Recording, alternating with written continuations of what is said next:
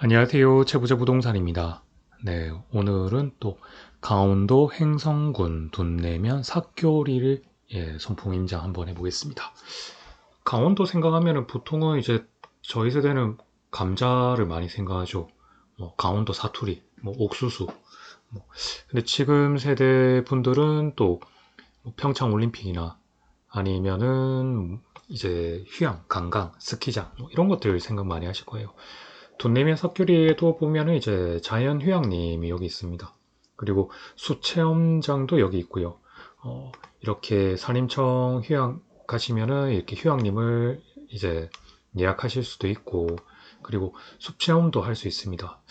제가 여담이지만 나중에 또 한번 설명드리겠지만, 어, 이제 임야 매매를 이렇게 진행하다가 갑자기 이제 서울에서 매매가 되었다고 연락이 왔더라고요. 그래서 와, 이 정말 대단하다. 제가 분석할 때는 아, 이게 팔릴 수 있는 건가? 막 계속 매매가 될 수 있나?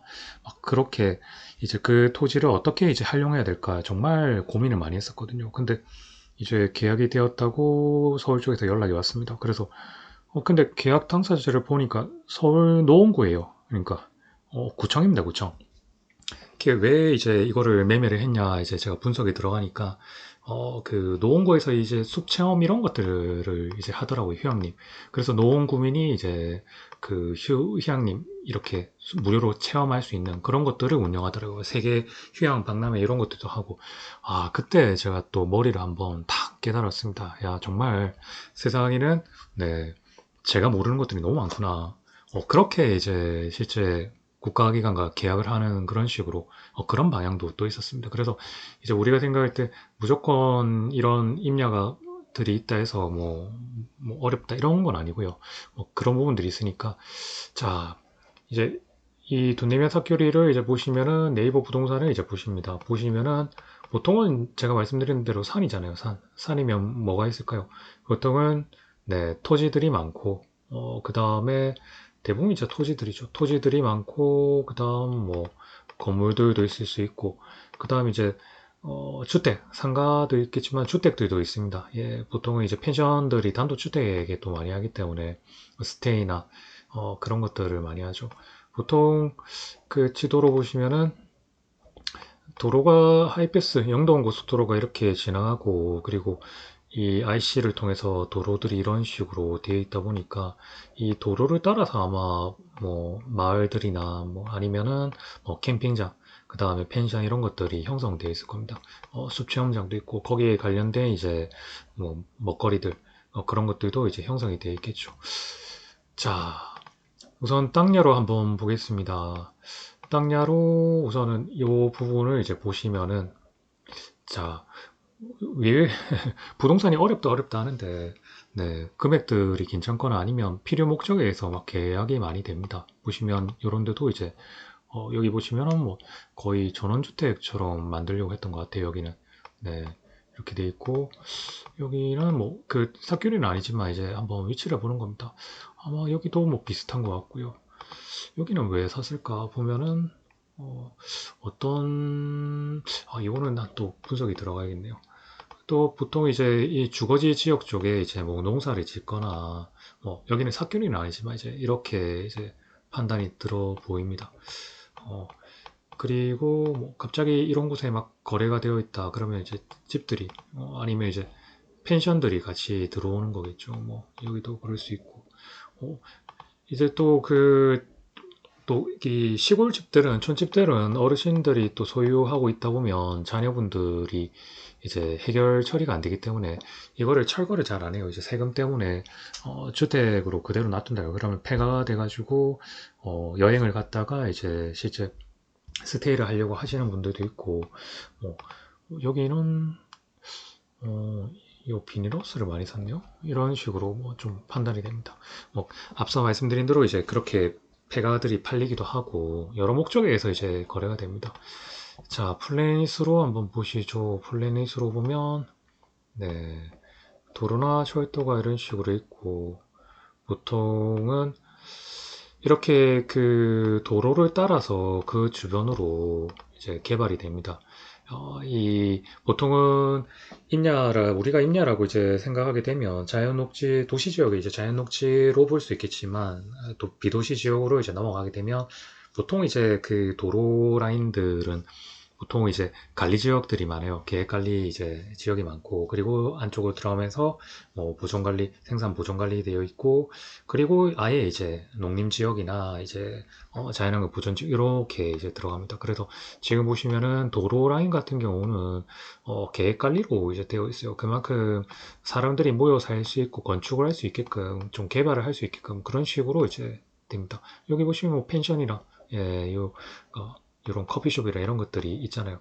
그래서 이제 그 길을 따라서 또 그 길에 따라서 이제 보면은 어, 그 이렇게 이제 등고선을 이제 보면은 능선들이 어떻게 되는지 나오거든요. 그러면 또 물줄기들이 흘러갑니다. 그 물줄기에 따라서 이제 하천들이 또 되어 있어요. 그러면 그런 하천들의 이제 일부분들은 경관이 이쁠 거 아닙니까, 당연히. 그러면 그 주변에 이제 보면은 예전에는 뭐 물이 있으면 당연히 농사를 짓고 했지만 시간이 지나면은 그 주변이 이제 뭐 커피숍이나 이런 식으로 좀 개발이 됩니다. 뭐 스테이가 되고 이런 식으로 이제 되죠. 자, 디스코를 한번 보겠습니다. 디스코를 보면은 이 주변에 생각보다 뭐 이때도 뭐 거래가 됐고요. 뭐 경매도 많이 나왔습니다. 사실은 또 이렇게 임야들이 생각보다 경매에 또 많이 나와요. 이렇게 우리가 이제 특수 물건이를 해서 뭐 이제 뭐 지상권이나 아니면 버준 지상권이나 아니면 뭐 때로는 지분이나 이런 것도 하고 때로는 이제 임야 그 전에 또 단계에 또 임야들을 토지를 또 많이 보시는 분도 있거든요. 근데 토지는 제가 말씀드리는 기본적인 사항을 좀 아시면은 뭔가 활용이 될 수 있는데, 이 유동 환급성이 낮기 때문에 한번 토지를 사게 되면은 내가 생각한 대로 그게 순환이 잘 안 이루어질 가능성이 큽니다. 그래서 보통은 이제 유명한 말이 있잖아요. 이 토지를 사게 되면 내 때가 아니고 뭐 내 자식, 손자 때까지 이제 내려간다. 그래서 이제 묻어두는 경우가 많아요. 근데 이제 우리가 뭐 지금 시대 흐름이 얼마나 빠르게 흘러갑니까? 그렇게 흘러가는 거를 이제 사실 뭐 좀 불편하게 생각하죠. 왜 빨리빨리 진행이 돼야 되니까. 예, 그런 것들을 볼 때 토지의 이제 경매 같은 경우는 정말 좀 많이 공부를 많이 하시고 하셨으면 좋겠고요.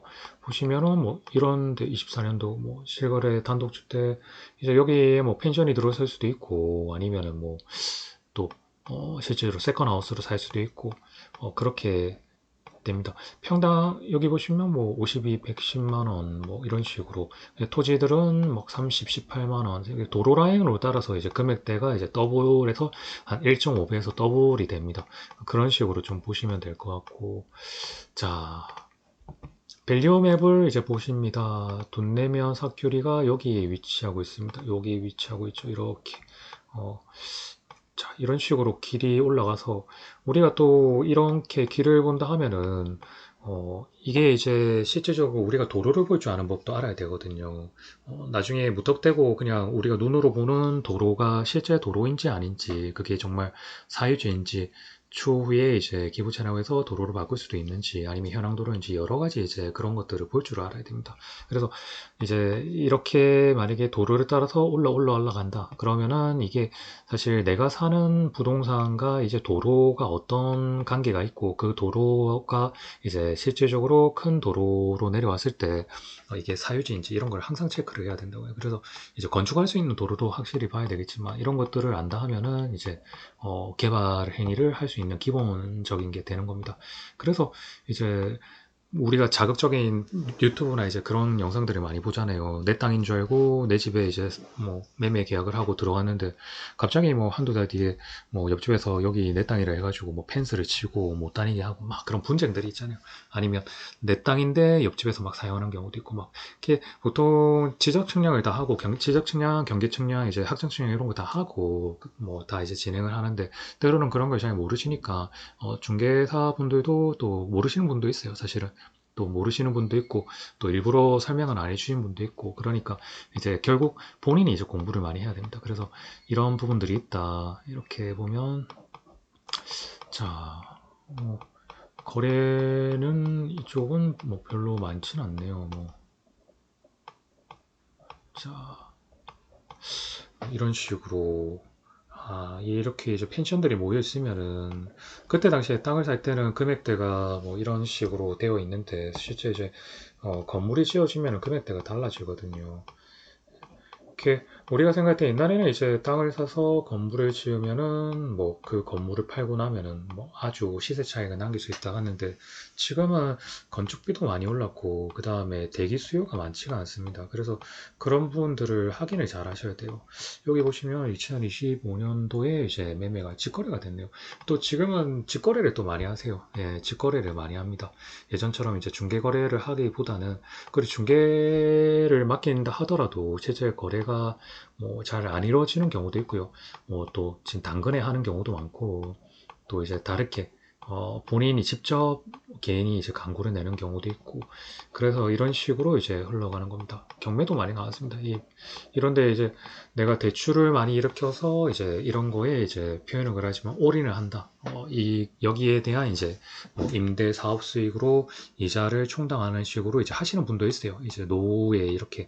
근데 그게 만약에 리스크를 안고 된다 하면은 경매에 넘어가는 경우들이 있습니다. 물론 이렇게 그리고 또 이런 데는 감정가 가진 보다 이제 뭐 잘만 하면은 몇 배의 이제 한 두세 배까지 대출이 나오는 경우도 있거든요. 제존자 특권으로. 그래서 이제 대출을 많이 하는 경우도 있죠. 여기도 여기도 좀 거래가 됐네요. 여기도 중개 거래가 됐고, 야 여기는 보시면은 네, 이 땅을 이렇게 사들였네요. 네, 직거래인가? 중개거래네요. 이제 이런 식으로 사드렸습니다. 아마 이쪽 길을 따라서 아마 뭐 음식점을 할 수도 있고요. 실질적으로 음식점을 할 수도 있고 아니면 본인이 펜션이나 여러 가지 아니면 실적 살 수도 있고 이렇게 이런 걸 이제 잘 판단을 하셔야 돼요. 어떤 식으로 해야 될지 내가 활용을 할지 그러면 이제 결국 여러분들도 공부를 많이 하셔야 됩니다. 자, 이런 식으로 우선 살펴봤습니다. 오늘은 네, 둔내면의 삭교리를 한번 살펴봤습니다. 다음번에 한번 그 휴양님 관련해가지고 제가 비록 계약은 못했지만 분석을 통해서 그런 식으로도 계약이 된다는 거를 이제 깨달은 거에 다음번에 한번 또 썰을 풀어드리겠습니다. 자, 오늘도 시청해주셔서 감사합니다. 제보자 부동산이었습니다.